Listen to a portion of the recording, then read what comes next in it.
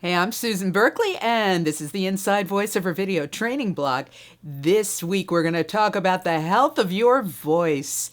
It is cold and flu season coming on, and while I don't like to think about those things, we all need to take care of our voice, especially with voiceover or any public speaking that you have to do.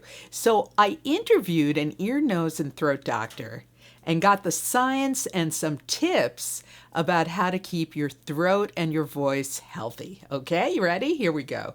So the first is to turn down the heat at night. And the reason why you want to do this is that if you sleep in a very hot room, it is drying to your mucous membranes, and they do protect your throat and your voice from infections. So better to pile on the blankets and sleep in a nice, cool room.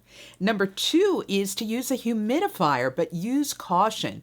The warm ones are better than the cold mist humidifiers. The doctor says that with a cold mist humidifier, unless they're properly clean, they can cause more mold and things like that. So it's much better to use a warm mist humidifier and keep it nice and clean, following the manufacturer's instructions.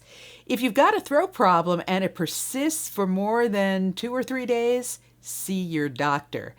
Usually you'll feel better, with home remedies after a day or two, but if you don't, make sure you go to a medical professional. Next point is not to take antibiotics without first getting tested at the doctor's office. There are 3 things that can cause sore throat, that can cause laryngitis. They are bacterial infections, viral infections, and allergies. And you want to get your doctor to tell you which one it is. And they can do a simple test to find out if you need antibiotics. So don't take them unless you absolutely need to. And then the next one is to avoid over-the-counter throat sprays, especially neosynephrine and Afrin. They are very, very drying to the throat, and also they can cause a rebound effect, whereas they might dry up the mucous membranes, and then you need to use more and more. They're sort of addictive in that way, so stay away from them if you can. So those are my tips for a healthier throat and voice this cold and flu season. Be well.